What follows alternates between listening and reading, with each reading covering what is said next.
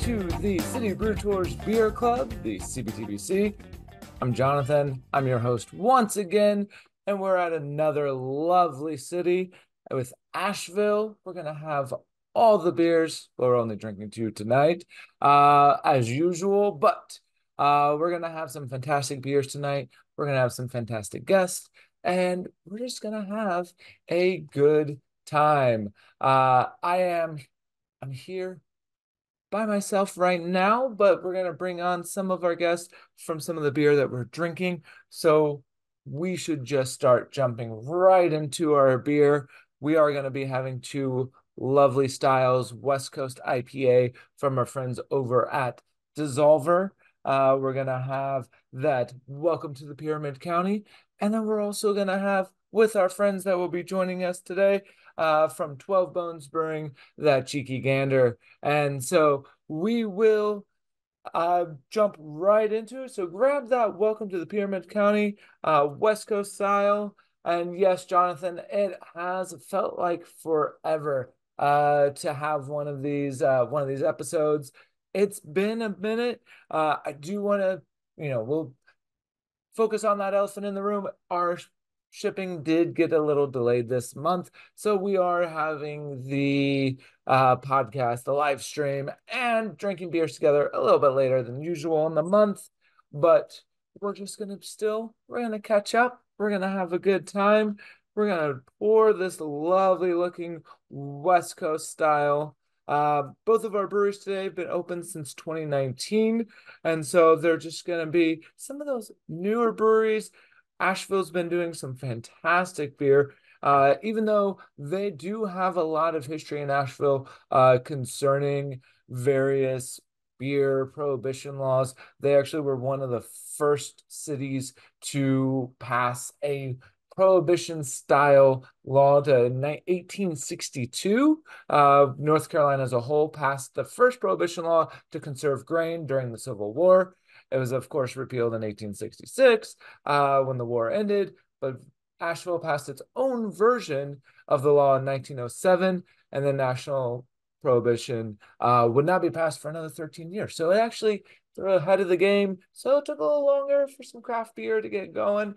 But with this, we love to have beers together. So with our little social media, influencer tricks, here's this beautiful, nice golden color. Got those nice aromas on this Welcome to the Pyramid County. Cheers, everybody. And that's exactly what you want. With a West Coast style, has that nice earthiness, a little bit of that slight citrusy on the finish, but overall, very, very nice, very light. I know we have a heat wave going around the country, and so this is the perfect style to have that nice lightness, but still has that very bold citrus, bold flavor, bold bitterness. And RJ already finished all the other beers in the box. So hopefully you're loving all those beers. Fantastic breweries as usual that were worked with this month to get you guys some new styles or styles we haven't really had in a while, whether there's some Belgians in there, obviously some classic lagers, but trying to mix up, get you guys some stuff that's, as usual, you can't always get. And the really cool thing about this box and about this being June, this is also our 3-year anniversary of City Brew Tours Beer Club. And so back then in 2021, it was known as the Brews Less Traveled. However, we've been going nonstop for the past 3 years, getting you guys beers from those less traveled areas. And then, of course, we've started over the past couple months, last 6 months at this point, get you guys some beer from places that are more known for beer breweries, whether it's been, Portland, Maine. Obviously, we've gotten some Portland, Oregon in there, and then we're getting things like Asheville. And then we've got upcoming next month, we've got the Hudson Valley. And so we will be continuing getting you guys beers. We may, over the next few months and in the future of the City Brew Tours Beer Club, we're not slowing down anytime soon. We're still getting you guys some fantastic beer from fantastic cities.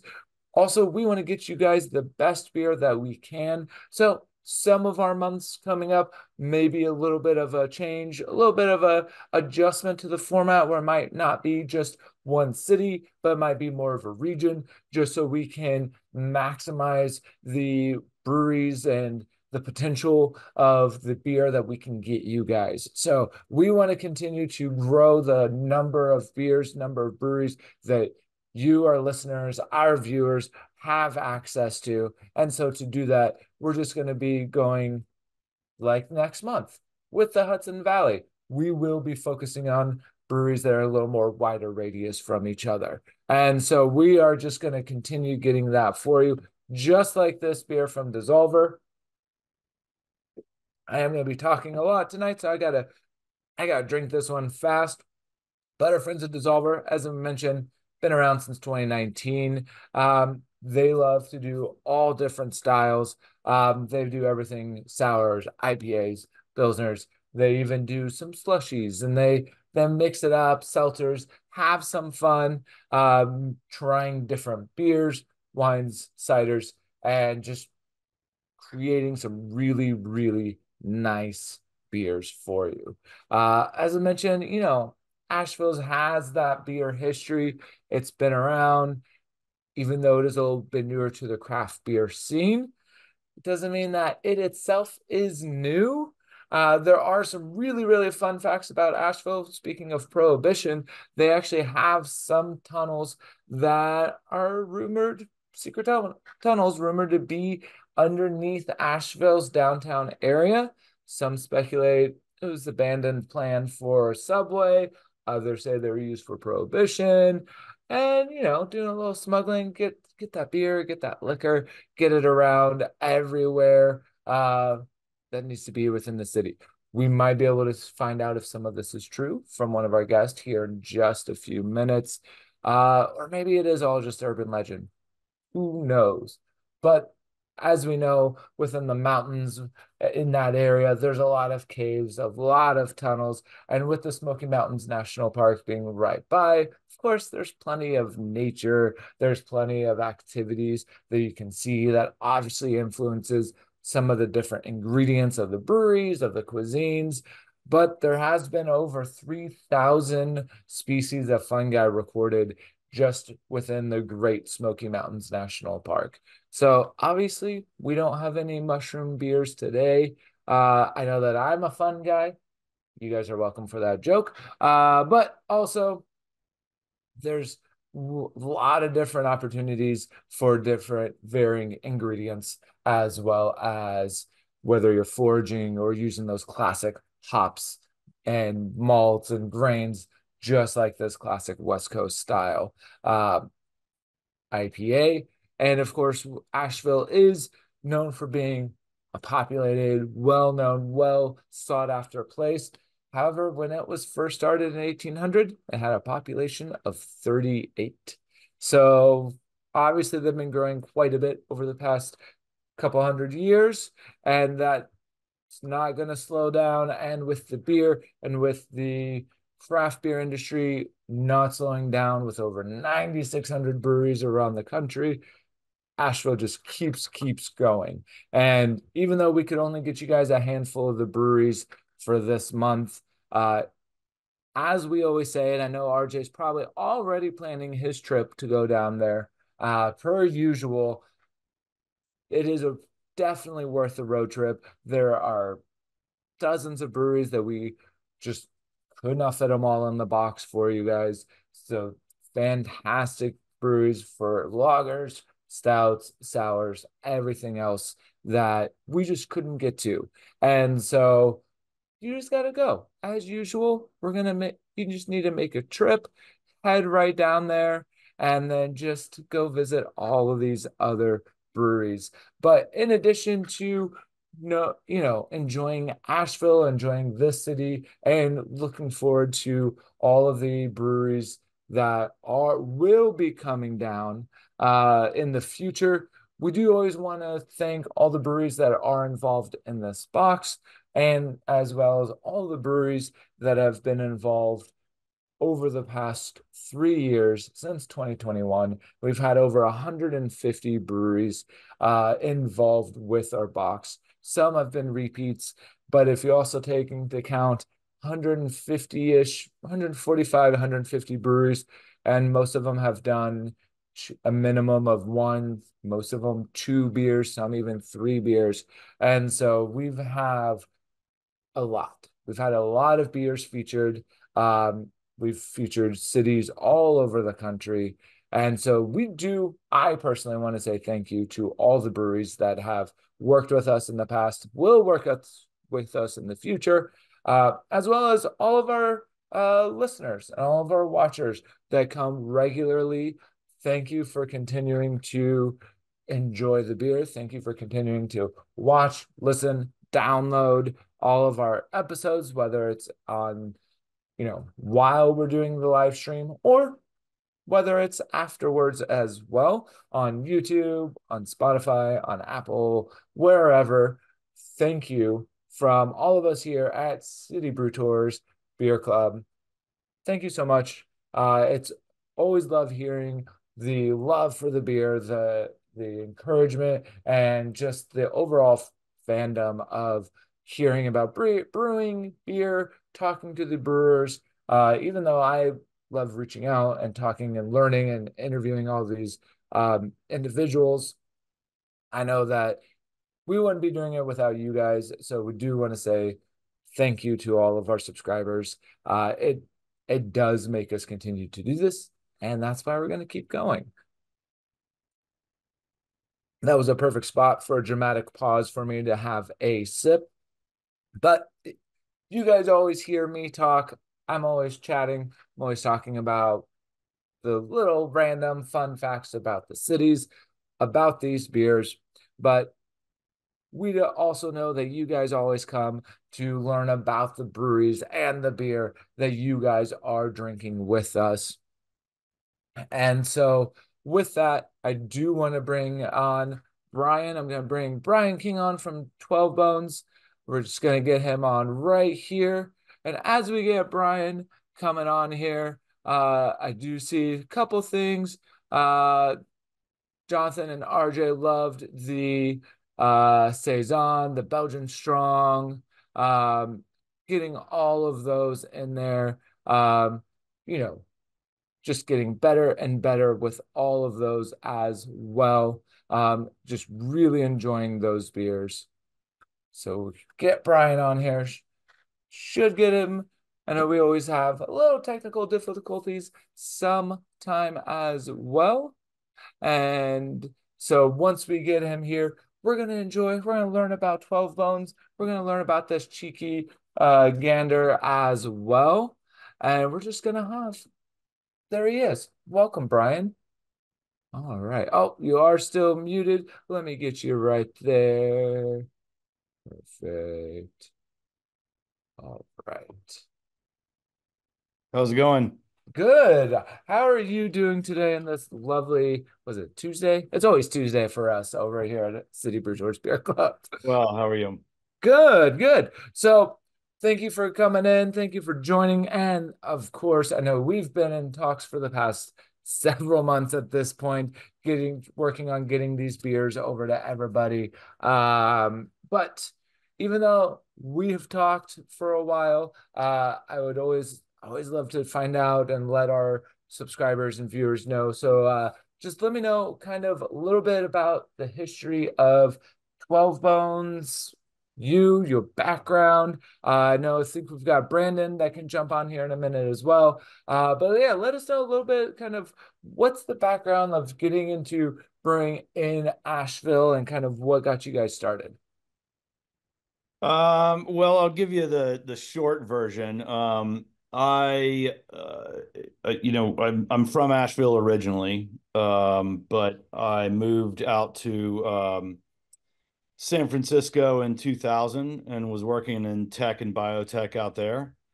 And loved living out there, but I guess I got a little bit tired of the rat race and climbing the corporate ladder, drinking the Kool-Aid, if you will, in the corporate world. And um, had an opportunity to move back to Asheville in 2011, and take over 12 Bones, which was at the time was just a barbecue restaurant. Um, and my girlfriend and I, we were just, dating at the time, but knew we were going to be married. We moved back. Had kind of a 3 or 4 month trial period with the previous owners, to see if we were a good fit, if we wanted to do it, and if they were willing to sort of turn over the reins to us after a little while of testing us out, I guess, if you will. So then I guess in spring of 2012, we finalized the purchase of 12 Bones. And, you know, 2013, we got married. And then fast forward, the city was really blowing up at that time with breweries and everything. And we were selling a lot of other people's beers. And I've always been a big craft beer enthusiast, and barbecue as well. And as it turns out, my wife's brother was starting a brewery in Colorado in Manitou Springs. And around 2019, we had to move one of our locations. And in doing so, we found a building that was too big for just 12 Bones, but would be really appropriate for 12 Bones location and a brewery. And we had a few ideas in the beginning. We actually were interested in seeing if their wedge would recreate what we had in the River Arts District, and it wasn't really for them. So we started thinking more about it and decided that with the help of her brother, we wanted to, do it ourselves. Um, I didn't have much experience in the beer industry or brewing. I'd done a little bit of home brewing and liked craft beer, but that was about the end of it. Um, but we thought we already had the food. And even back then, I kind of thought, man, there's a lot of breweries in Asheville. I see this where this is headed at some point. There's going to be some attrition. Little did we know that there would be a pandemic a year later. But anyway, so we thought, well, we've already got the food. We have two locations, so we have multiple faucets. We thought that we could make it work. And yeah, I don't know. That's kind of, I guess the rest is history. Here we are, Here you you know, are, yeah. And I guess 5 years later, and um, yeah, having survived a pandemic. So that was not fun. no, and I know a lot of breweries here in New York, and I've talked to many across the country that have started around 2018, 2019. So you're just getting your feet wet. It takes time to not only find out what it is like to get beer working in your brewing setup because it takes time, but also figuring out like what works for you, what works for the environment, works for your community, your neighborhood. Yep. And so right as you're starting to get that, pandemic hits, and then you're like, well, and obviously, unfortunately, that did affect some of them. Some breweries that started in 2018 just could never get their feet settled and unfortunately closed, a lot closed. But do you think that it helped you guys having restaurants and having that food, or did that not matter, or was it another hindrance of like now we have to figure out how to not only keep a brewery alive during this time, but we also have to keep this restaurant going? Or was it because you had the food, it allowed you to like do more to go orders and things like that? Yeah, 100%. I mean, the restaurants were pivotal in keeping everything going. It really buoyed the whole operation. The restaurants, even at that time, had been around for 15 years. Okay. and so they were well established, well known. Um, and for us too, we're fortunate that we were able to pivot to go only. We ran to go only for 18 months. Oh, wow.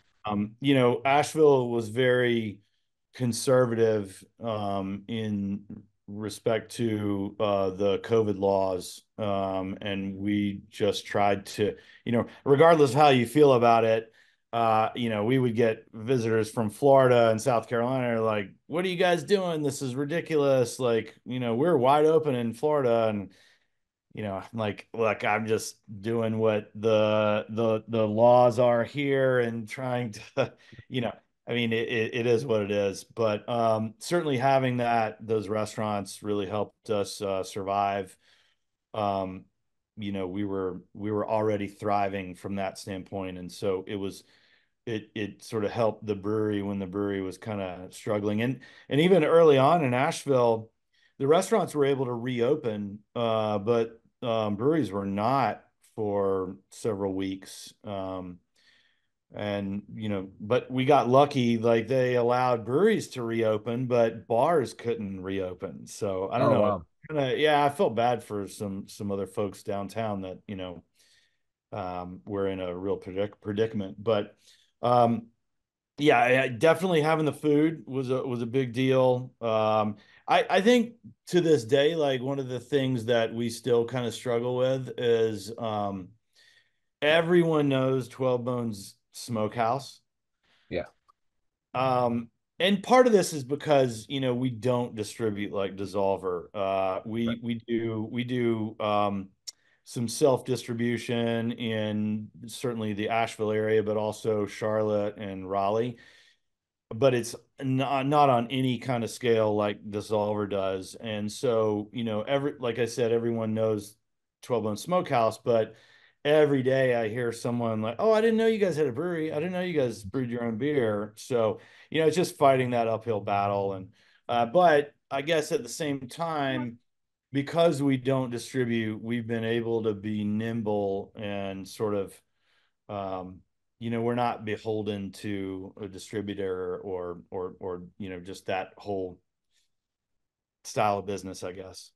Yeah, no, and that makes a lot of sense because here in New York, it was kind of the same way that the restaurants could open up to go first, and then it was the breweries, and the bars were kind of the same time as the breweries, but they had to have a food item. And Yeah. so and that was anywhere from like a cheese sandwich to a bag of Frito-Lays. Yeah. Everyone really just we took our liberty with it. But it was of course for a lot of the breweries, and I'm sure for you guys as well, that also meant that a lot of the beer had to be to go. And so if you're not doing major distribution or major canning, then that's another aspect that you have to kind of had to a hurdle you had to jump over and kind of figure out how do we do add this element to the beers or to the food. Yeah. But were you guys still just doing draft even with the to go, or did you guys go heavy into canning?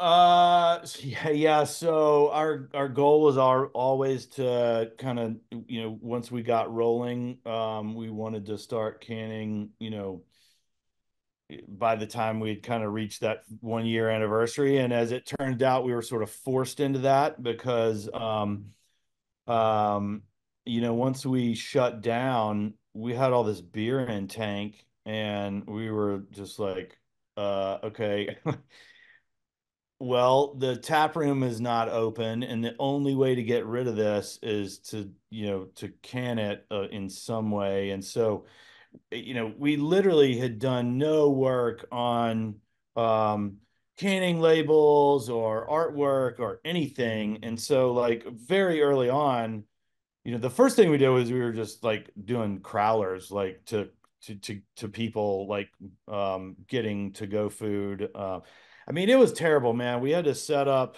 every single day at both of our locations. We set up an entire tent structure outside the building so that people weren't coming into the building. It's, I don't know, people probably want to forget. I know I do a lot of those rough days early on, but Yeah. And then we quickly, it's actually on our year anniversary, we did our first canning run, and I think that a good portion of that was even beer that we moved from keg back into fermenter and Mhm. recarbed it. And because like I mean, we were at a desperate Yeah. point, you Yeah. know, and we're like, well, we got to try to get rid of this somehow. And it's still fresh, but we already kegged it. And so, we were just doing all kinds of crazy stuff. And like we took an old stout and added, fruit and adjunct to it. And people like lost their shit over it. They loved it. And, I mean, to this day, like we still get people asking about that when I'm like, man, if you only knew, like that was that was actually an older stout. We moved it out of kegs back into a fermenter. We added fruit. Like, you don't want us to make that one again. We got better stuff, but I mean, it was just a really hard time. It was like just how can we survive? Yeah. What do we need to do to not fail at this? And we wouldn't have made it if it wasn't for the restaurant. We also wouldn't have made it if it wasn't for PPP, and like employee retention credit, ERC, like all that kind of stuff. I mean, we were like vigilant on filling all that stuff out Mhm. and being like just to the letter of the law, and um, you know, just trying to get as much money as we could legitimately from the government to help us out. Yeah. So No, and I mean you guys are still here, you're still making beer, still canning. And so yeah, I think that's a testament that you guys pushed through that. You did what you had to do, and now you're getting to do what you want to do, not what you yeah, have to do. yeah, And with that, I'm gonna be cracking open this cheeky gander because it's been sitting next to me for a while, and a lot of our other listeners, subscribers, they got their boxes a little bit earlier in the month, and it's just been sitting there, and they've just been like, I want to drink it, I want to drink yeah. it, I want to drink it. So I'm gonna pour this one. It does, I did I love the really. cheeky. I think it's like it goes really well with the food. Yeah. Um, and it's I mean, these days like everything's about IPAs. And look, I'm a huge hop head. I mean, I love IPAs, but I don't want to only drink that. And this is just a nice flavorful beer that really well balanced, and I think like I said, it pairs well with our food, and it's something you don't see every day. So I think Brandon knocked it out of the park with that one. Oh, definitely. Just enjoying this. Has that perfect color, that nice light, still fairly clear, but lovely head, great aroma, a little bit nutty, a little bit roasty on there, but has super sweet, nutty, slight, just that nice subtle bitterness on the finish that you want of like a pub ale. Yeah, Just to help, and it makes sense if you guys are doing smoked barbecue, if you're doing all that, then this honestly, I could have this with pretty much anything. I mean, this would yeah, be a perfect food pairing beer. I also think that English ales, obviously history in the US, we tried to get away from them for a while, and try to do mostly American beers. But I've seen, and I know we've all seen, especially in the beer industry, a resurgence of that beer of English style beers of like, yeah, we like the hops. I grew up being a hophead, you're a hophead, and like we all, if we grew up with not the best beer, we all went really heavy into let's get all those hops, all that flavor. And yeah, now it's like, actually, let's go back. Let's have some yeah, English miles. Let's have like yeah. just a nice, easy drinking beer. So a lot of English, Kolsch style, German, European styles, I've noticed this resurgence. And a lot of places like you guys are using this beer because you have food. Yeah. And this is a great food pairing beer. It is kind of funny how, a lot of people like you start out on that trajectory, right? And you hit these hoppy just flavor bombs, and maybe huge stouts and all this stuff, and then you wind up coming back to you know, just nice, easy drinking, beer flavored beer, that's just approachable, and you can have two or three of them, it's not gonna kill your palate, all that kind of stuff.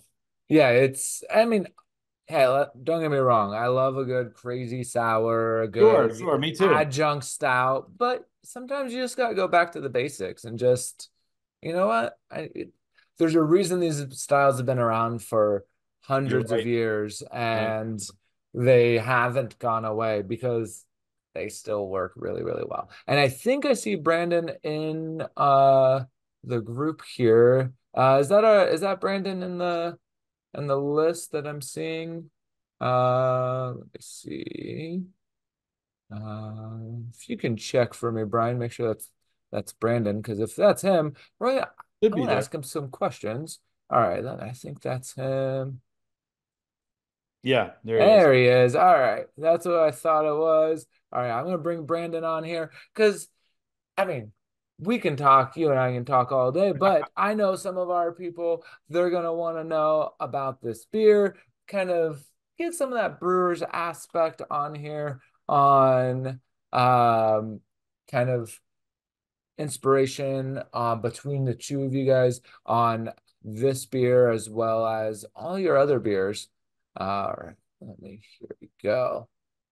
And so, welcome, Brandon. How you Welcome. doing? How are you doing, buddy?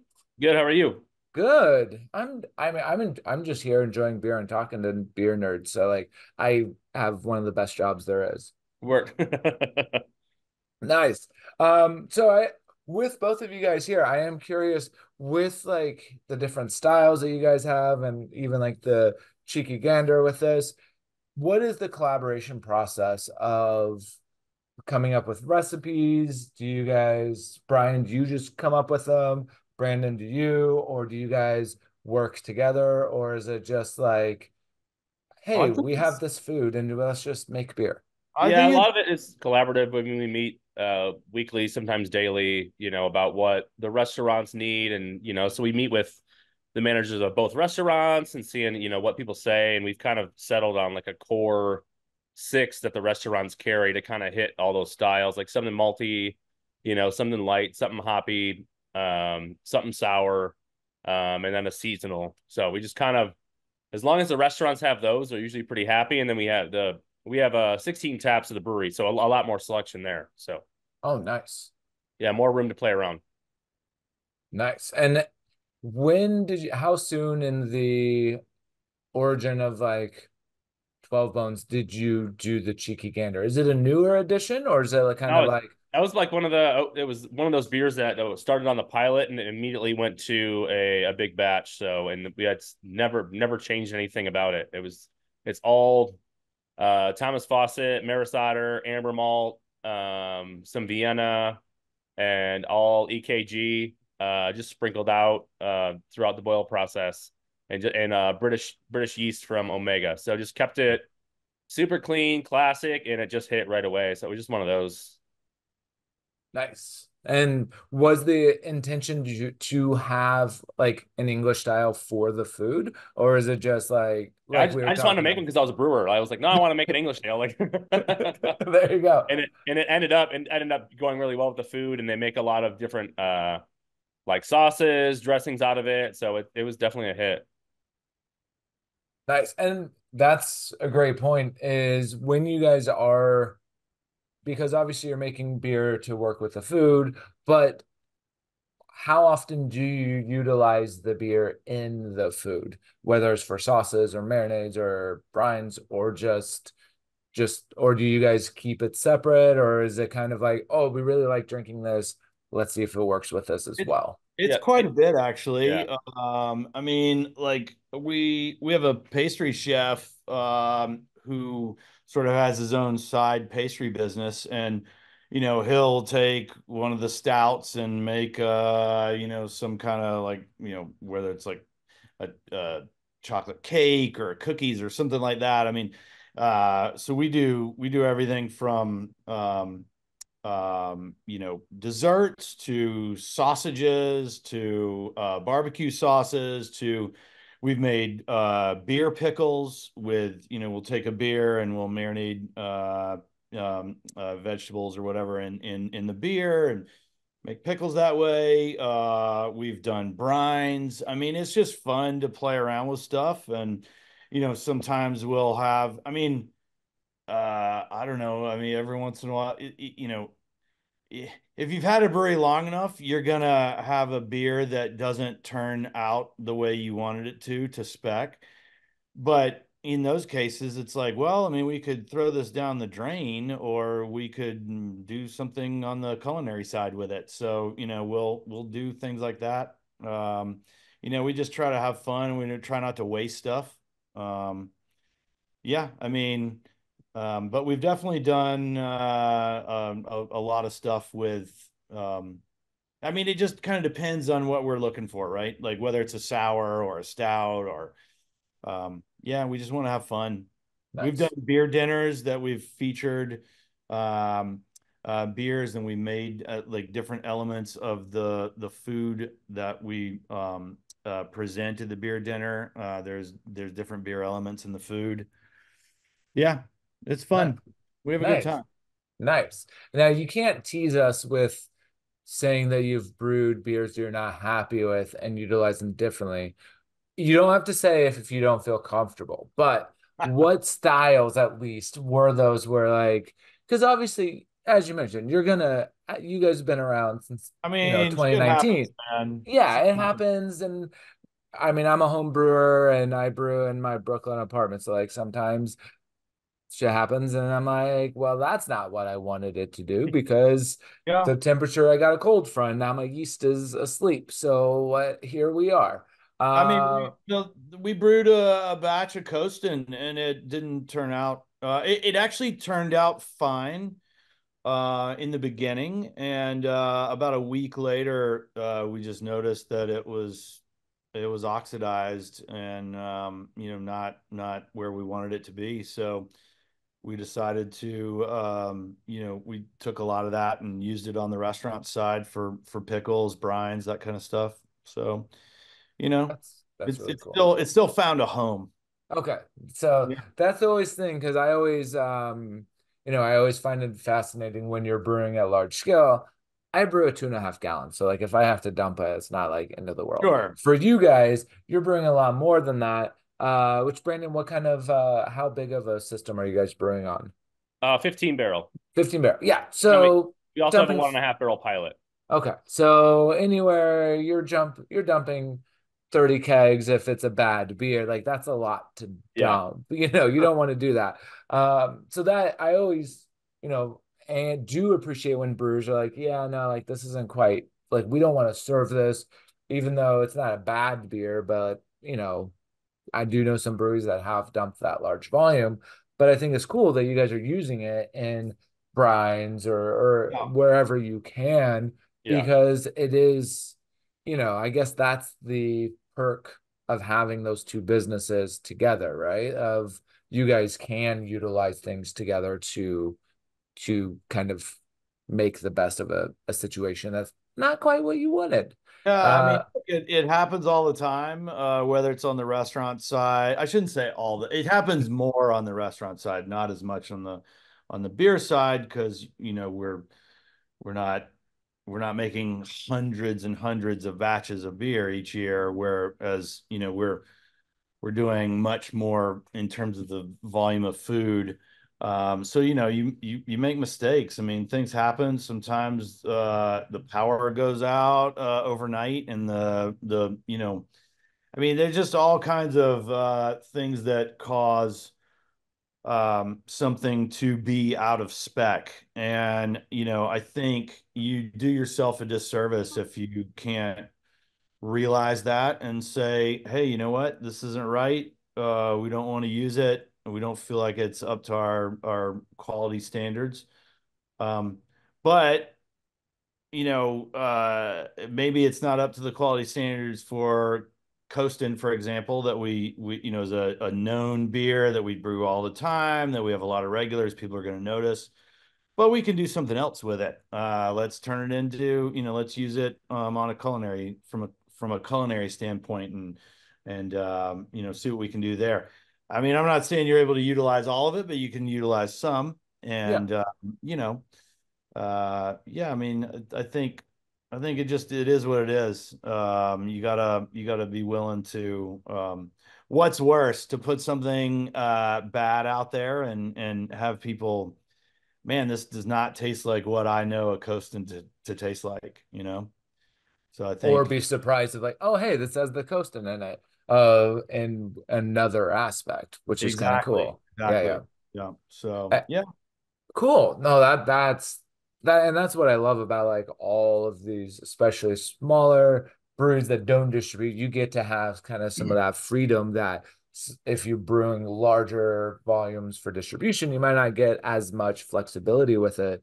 But Brandon, I am curious, because you're doing a brew, working as a brewer with the restaurant, kind of what was your journey to get involved with 12 Bones? As well as what's kind of how is it like, you know, they utilize the beer over at the restaurant, but like having the access to the restaurant and stuff, how's that kind of helped with these different styles and brewing and like just overall, um, I guess your ideology when it comes to brewing as well?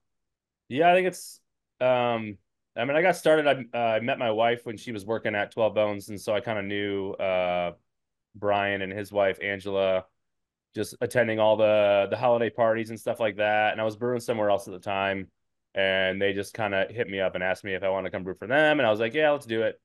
Um, but yeah, and I was like a crazy brewer. I came up on like a one barrel system, and I was brewing 20 batches a week. So it Wow. was just but highly experimental. So I was like really excited to kind of get back to like those classic styles, lagers, pilsners, English ales that our kind of clientele's into, and also that pairs really well with food.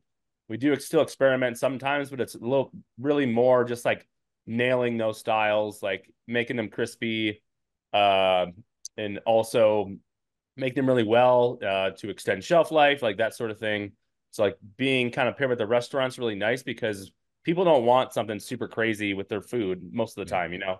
So just that's kind of guided me on my path at 12 Bones to kind of just get more into those classic styles. That's cool. Yeah. Because, you can go crazy, especially on a smaller batch, but do you think that it's kind of getting back into these classics and doing it with the food? Does the food really inspire different flavors and styles for you? Oh, for sure. Yeah, Yeah. absolutely. Yeah. And I think that there's like a rubber band effect in the industry as a whole. Just kind of, you know, we we're putting pretty much everything in beer, fruity pebbles and whatever other nonsense some guy could come up with. And so I think it's a good thing. I mean, we did it to ourselves. So um it's like, yeah, now people like, and now the like I feel like the drinking population is getting older and they just want something nice, balanced, and refreshing. So I think that kind of craziness where it's like $30 a 4 pack and like all that stuff. I've seen a lot of that go away, which I think is a good thing. Yeah. And of course, you guys are in Asheville, so it's a little warmer, but I know you guys also have fairly mild climate as well. So obviously, climate can play a part in that. But do you guys, so I know you guys have done like beer pairings and everything. Have you guys hit most styles at the brewery, or are there certain styles that you wish you would hit or have on like a bucket list of styles of like I would love to do this style, but like it might not go the best with barbecue. Like I think it'd be more like I just wish like the public would drink more of it so I could make more of it. Like I do Like uh saison. like a house culture saison, and Yeah. it's like it's really good. And I came up through Michigan, drinking Jolly Pumpkin, Yeah. stuff with, not quite sour, a little funky, a little sour, really balanced. So like that's kind of what I was going for, and I'm like, that's my favorite beer, but it's it's on tap for months because people don't know what it is, and or people that like it really do like it, but it's like I wish I could have like three or four of those on, but I'm happy with one. Right. Yeah. No, I'm also a huge Saison fan, but it's also one of those styles that whether I'm doing a tour or an education class or like showing people like this is what it is, these are the notes, and they're like, oh, that's really cool. Yeah, I'm not gonna go and get one. But they're like, thank you for telling me what it is. Cool story, Uh, bro. yeah, it's like cool story, bro. But Where's the double like, IPA? Yeah. exactly. Yeah. They're like, wait, that ABV's not what? Give me, I need a quad or something, And our Um, high ABV stuff doesn't really sell that fast either. So it's like we might do a DIPA like once a year. We have a Yeah. big stout on, but it's like I wish I could do that style, like do that style more. But yeah, it's really just responding to the customers and what the restaurant needs and wants, and trying to find my little balance in between what they want, what I want, and just Yeah. kind of meet in the middle. So and I think that's great. I think and it seems like you guys have a great collaborative relationship of just you guys both want to see like you want 12 Bones as a whole to succeed, yeah, which obviously is the goal for any business and any brewery as well. But I think that's awesome of you do have to understand your clientele. You do have to understand what works with the food, what works in the region. I am curious though, you put some of your beer over into the culinary side. What's the craziest culinary item that you've brought over into the beer? And if you say brisket, I would be very impressed, but I doubt that that's happened. I know. I think we did some pies. We did some pumpkin pie. I think we did some We did apple whole pie. donuts. We did Okay. whole donuts. Yeah. Yeah, we put whole donuts in the beer. We That haven't came done a lot out of well. smoke stuff. People think that we're going to use smoke stuff, but it's like you don't want to drink something that tastes like your food. So it's just kind of Yeah. I think that'd be combative. So we don't do a whole lot of meat centric, beers in that aspect. Yeah, I mean, I would love to do so I don't know if you've ever been to Fox Farm, which is Yeah. in Salem. Great brewery. I had a really nice smoked Hellas there. Yeah. And I was like, man, this is awesome. Like this would be great. At, I wish we could do something like this, but people just don't care about a smoke. Like I think we've done maybe I don't know, two smoked beers. And they just don't. And we're talking like, a hint of smoke, like Yeah. where yeah, it was there, but by no means was it like you were drinking an ashtray or anything like that. It was just, it was just a nice smoke profile. But yeah, I don't know. It just for whatever reason, people just don't, they're not into it down here. So And that's perfectly fine. And I think that's the fun of experimentation, even if it's, at that larger volume of still like, hey, let's try this. This is what I like. This is what we love. You do one, and everyone's like, it's fine. Like it's a good yeah, beer. It's fine. And you're like, it's oh, really cool. hard. Yeah, because I mean, I agree. It's, it's very quickly becomes overpowering. Yeah. It's you have to be very subtle with it, in order for it to be delicious and where you want more of it. But yeah, I don't know. I mean, people just not one of those things. I guess it'd be fun if we could do a little more of it to see what we could do. But yeah, I don't know. I don't think it's something that people would go for at this point. Yeah. I mean, you do what you have to do, right? Yeah, yeah. Uh, on the flip side, what has been the most surprising beer that you're like, yeah, we'll try this, and that had received huge like response that everyone was like, we love this, or has it been like, yeah, this will probably be a good beer and people love it? Has there been any that have been a little more on the surprise front of you thought What do you think, it might Brandon? go well, but I it went. I don't know if it was a surprise. I mean, if like that one did really well, usually we're like, we know people are gonna like this. And then I think most of the time we're shocked when people like don't like something. Yeah. Uh You could even say maybe even the cheeky, right? right, yeah, yeah. Didn't Like expect that. Yeah. because that was kind of early on, Yeah. and I think it was just like, oh, we'll just do this pilot batch, and like it was. I don't want to say it was an afterthought, but I don't think we thought too much about it, right? Right, Brandon yeah. was just like one day he's like, yeah, I'm gonna do an English pub ale, and I was like, yeah, cool, go for it. And well, just a pilot batch, and then like people, really kind of enjoyed it, and we were like, oh, okay, well, let's do Yeah. a bigger batch of it. Yeah. And then next thing you know, I was like, shit, all right, this people really like this one. Let's roll with this. Yeah. So yeah, I don't know. I think maybe even that might be one that was kind of Yeah, like surprising. that Golden Strong we did last year was really good. But it Yes. was in the 10% range, so it didn't move fast. We're like, this is a really good beer. We don't understand. Yeah, yeah, yeah.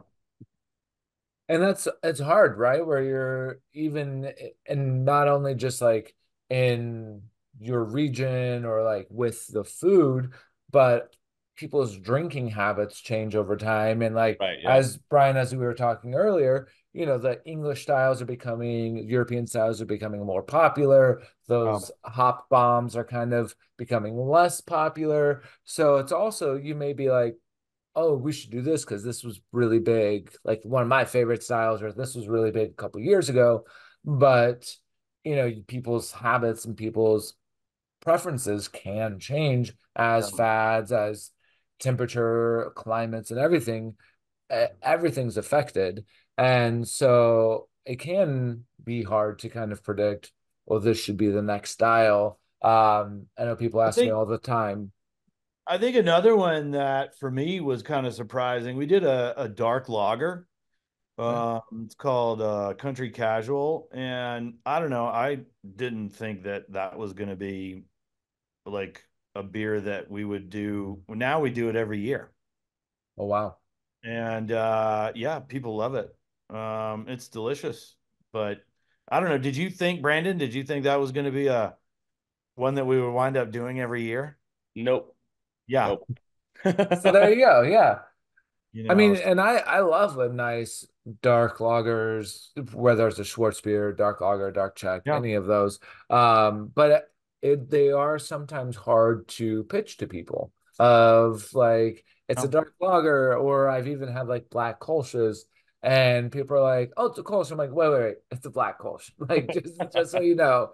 And they're like, "Oh no, that's weird. I don't want that." But I could see uh profile wise how that could work really well with the food. And yeah, 'cause you're gonna have that nice light body, but you're gonna have that contrast happening of the sweetness with the savory, and that can work. Kind of an opposite of how sometimes those smoked beers can be a little too much. That dark lager can usually help balance it out. But I think that's funny that both of you are like, yeah, I mean, it, it's good. I think it'll be go okay. And then everyone's like, let's do this every year. Right. yeah. Yeah. This is Yeah, weird. I think that's awesome. Do you guys do a lot of adjunct heavy stuff, or do you guys just stick mostly fairly simple? We do a fruited like a fruited sour series. We do like we can with the pilot system we have a barrel and a half, a couple. We have four fermenters, so we can dose a lot of. We'll fruit a hazy, we'll adjunct a stout, but it's only a small portion of a bigger batch. Okay. So that definitely helps us out. But we don't go crazy. I think we used to be a lot crazier, and then now we're kind of more dialed in, like what actually Yeah, makes sense. yeah, And are there specific like patterns that you're seeing in Asheville? Because I know years ago when Asheville was first getting on the map, um, being up here in the Northeast, everyone was like, go to Asheville if you love sours. And because Asheville was doing a lot of sours in the early, like 2018s, 2015s in that realm. Is there a pattern of stuff that you guys are seeing like of styles that all the breweries are doing, or is kind of every brewery kind of doing its own thing in Asheville right now? It seems like lighter options are definitely the trend. Whether that's just easy drinking beer. Sours have kind of fallen off a cliff. Um, Belgian saisons, you can't find one. Um, yeah, a lot of IPAs, and a lot of pilsners, lagers, that sort of thing. Nice. Which is So, all the more reason why we still like to keep on a saison. If for no other reason than for me and Brandon.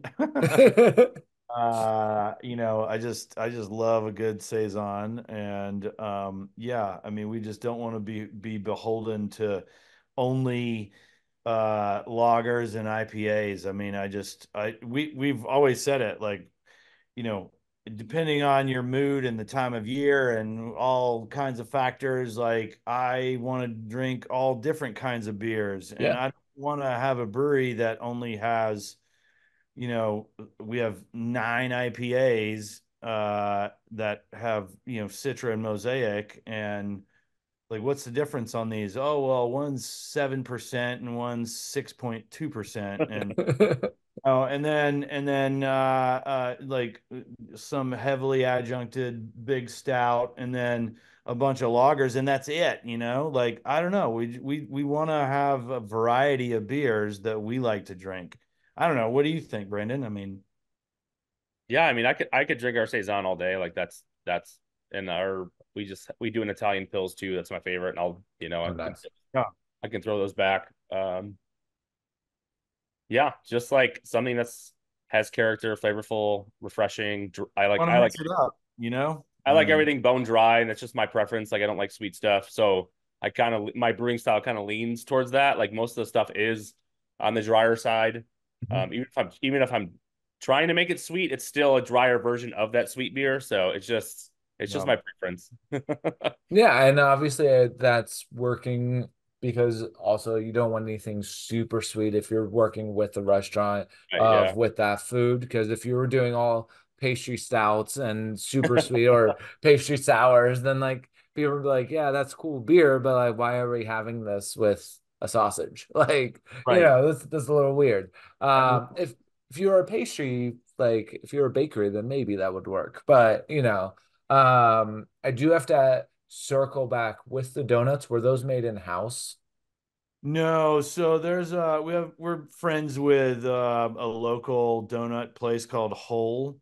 I mean, if you guys ever come down here, it's absolutely amazing. Not only are they some of the best donuts, if not the best donuts I've ever had in my entire life, they're made to order. But the people that run the place are just some of the best people in the whole world. And yeah, I mean, I can't say enough good things about Whole and the folks there. But yeah, we did a collaboration with them, and we just took like a whole box of their donuts. And Brandon can speak a little bit more to it than me, but I know we just dumped a box in there. I don't think it was very fun for him to clean out at the end, but I had to use a skimmer. Oof. Yeah. Yeah. No, it's I've good beer. Yeah, it came out great. Like it pulled a lot of the flavor, and it was popular. So, but yeah, it was a mess. Yeah, we've had a few breweries here in New York utilize whole old-fashioned donuts, throw those in there, and all the brewers I know, they're like, yeah, it tastes really good, but and that's all they leave it. They're like, we're not Yeah. gonna talk about anything else. They're like, it tastes really good. Yeah. I gotta go now. But and I think that's always fun. And I think for, especially consumers, we're like, oh, that's awesome. You put donuts in there. But a lot of times they don't think about the labor or like how that's going to affect, the cleaning or, it's may not be super fun. Yeah. Uh, but it tastes good. Yeah. So it's worth it, right? Um, that's awesome. And I think, I do also want to ask because Brandon, I saw you pour another beer. What else are you drinking there? I have a 4 pack of Coastin at home. Oh, So there you go. yeah, Nice. on brand. There you go. As one should. And I know all of our viewers, subscribers, listeners. That is 12 Bones West Coast IPA. No, it's not in the box. I'm sorry. And as me and Bryan discussed earlier, they don't distribute outside of a specific region. So you just got, yes, everyone's just got to go down to Asheville, go say hi, go have some food, have a coastin', and just enjoy a good time. But with all of that, what for both of you, I guess this is an open-ended question. What does the future of 12 Bones look like? Because Bryan, you started as restaurant and then went into the brewery, and then made it through the pandemic. And then now, Brandon, you're there. You were somewhere else. Now you're here brewing. You guys are making these classic styles, continuing working together. What does the future of 12 Bones look like? If you can answer that. I mean, Yeah. Well, I think we're, fortunately just now getting maybe not just now, but within the last, I don't know, year and a half or so, like having gotten out of the pandemic to a point where, you can start thinking forward instead of just day to day. That was, it was a tough time to get through that and just get our footing again. And I mean, like we just did some patio improvements that we wanted to do 4 years ago, because we can finally tackle that. We're at a place where we can tackle it. So it's definitely been a challenging 4 or 5 years. Since we had to deal with that. But yeah, I mean, I think for us, we want to obviously keep growing within the state. We're not really interested in world domination. I I I've been reluctant to. I mean, we've looked at distribution on a bigger scale with using a distributor. But so far, I think we're happy doing what we're doing and being a little more nimble and um, community based locally, and doing just more self distribution within North Carolina. Um, yeah, I mean, I who knows what the future holds. We've thought about a third location. We've looked at that in a variety of places, but have yet to um, decide on anywhere that was worked for us. I think it's hard because it's also an election year. Not Yeah. trying to be political, but you never know how things are going to pan out. It does sort of feel a little I don't know. I mean, it's been a different year, right? Like we started the beginning of the year and it was kind of slow. Then May and June have been better. But it's still, I don't know, it just still doesn't feel totally like we're just rolling along, like things are it's just it's been strange. I think that people are watching their money. We can kind of see it in the tap room, we can see it in the restaurant. But it's weird because then we'll have like some big huge Saturday and it's we're doing huge numbers, and then the next Saturday it might be like dead, or I don't know. It's been kind of strange. So Yeah. we're being cautious, Yeah. approaching the next year cautiously. And I guess the good thing is because we're smaller, we're more nimble, so we can kind of adjust as things come at us. I'm not beholden to a distributor beating down our door saying, "Hey, man, we need that coast in. Where's that? We need that. You got to get it over to us." So, yeah, I mean, that's kind of our approach for the time being. So, well, like And the one thing that the brewery struggles with is just being in the shadow of the restaurant, the reputation of the restaurant A Yeah, lot of people 100%. just are like, "Oh, we didn't know you had a brewery," and I think that's so like that is one of the goals for sure is to just do more stuff like this and get the word out and let people know that we do have a brewery and that we make damn good beer, and have world class barbecue.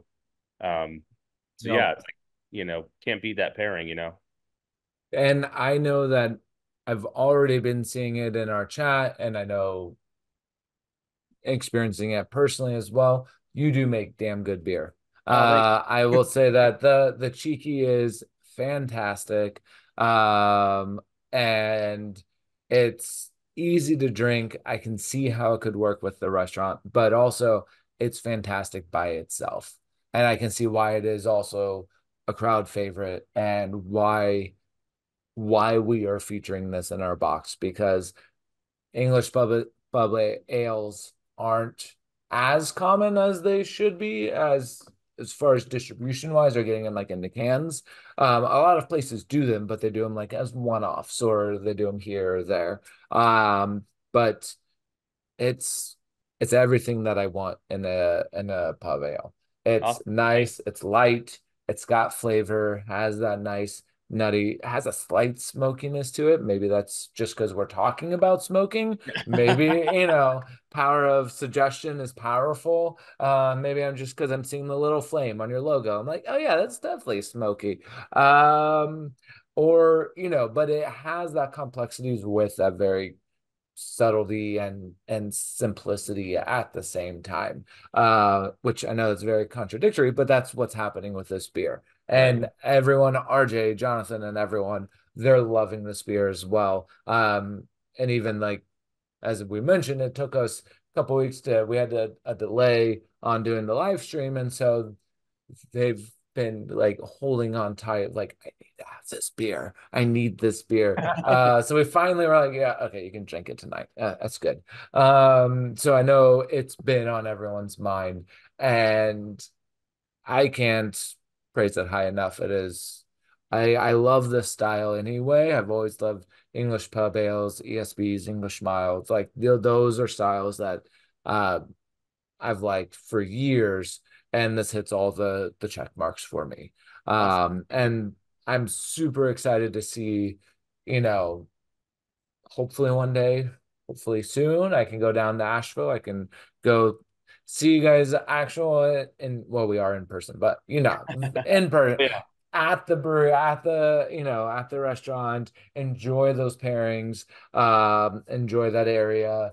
But and I know few of the guys there were always like, oh, we should do a road trip. We should go here, go there, because this beer is so good, but you do have to be mindful on shipping and consumption. And like, you don't want to just be like, all right, let's work with this distributor, get it everywhere, because you are working with a 15-barrel system. So, Right. that Yeah. does, you don't want, you still want that quality Yep. of that beer. And as I mentioned earlier, there are like 9,600. I think the last count was like 95 to 9,600 breweries across the country as of 2024. However, alcohol consumption is going down. So that's a lot of competition. But I've also seen it, whether it's at the bars or the breweries, there have been these ebbs and flows it's been a weird year of like, there's been some less drinking, and then you get a few days out of nowhere where everyone's like, yeah, let's just spend all our money. Let's just drink everything. So it is, I understand as a business, it's kind of hard to gauge right now of what the future is going to hold, especially within that smaller community of Asheville. Yep. And with that, we are close on time. We'll end here in just a few minutes. June is also this is the 3-year anniversary for our City Brew Tours Beer Club that started as Brews Less Traveled. So I want to do a callback for any of our listeners that were around for the whole 3 years. So I want to ask both of you guys, what is your ideal day in Asheville on a day off when you're not working? Oh man, you want to go, Brandon? I think mine's gonna do Dave probably bleeding tonight, So Love it. Yeah, for me, man, okay, I'm gonna start at Whole Donuts. Unfortunately, you have to get there early or you're gonna be waiting a while. And then let's see for we'll go for a hike somewhere. Um, there's tons of hikes in Asheville, so we'll go for a hike somewhere. We'll come back into town and let's see. I'm trying to think where we would grab lunch. Um, at your own restaurant. well, I'm gonna, But it's his day off, Brandon. It's Yeah, his that's day true. off. That's let's true. say Yeah. let's say maybe like Chai Pani would be a good spot. Also, big fan of Wild Ginger. It's a Vietnamese place Nice. in South Asheville. I love some good pho. So yeah, we'll grab some lunch there, one of those spots. And then definitely gonna hit some breweries. Obviously we love the guys at Dissolver, love Burial. It's good friends with the folks at True as well. So, we could just hit downtown and just wander around and hit all three of those. And then because this is the perfect day, Brandon's going to be DJing later that night, so we're going to wind up wherever he's DJing and finish off the night with a little dancing. Nice. Yeah, that'll be a good day right there. That sounds like. And what is your beverage of choice with dancing? My beverage of choice? Yeah. Well, I mean, it's definitely not going to be some big ass IPA because I'm gonna want to have several. So probably just like a nice something light, nice Pilsner lager, Montucky cold snack, something like that. Nice. You're not Yeah, going for the Cosmo? nah, man. If I start moving to liquor, like things can get ugly quick. I, Okay. I Okay. stick with beers. I respect that. I respect that. Yeah, yeah. All right. Brandon, besides Although you, oh, go Although every ahead. once in a while, when Brandon will be like, "Oh, let's get a shot," and I'm like, "Oh, all right, fine." So, Brandon, Um, besides you finishing the night as the DJ, how is that day going for you?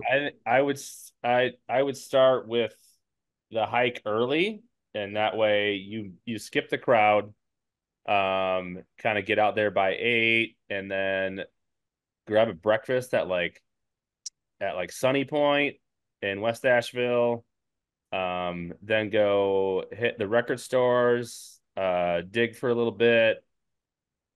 And then I New Belgium is big, but I like the space is huge. It's around the river, and it's gorgeous, and the staff is nice, nope. and you can still get a good sour there.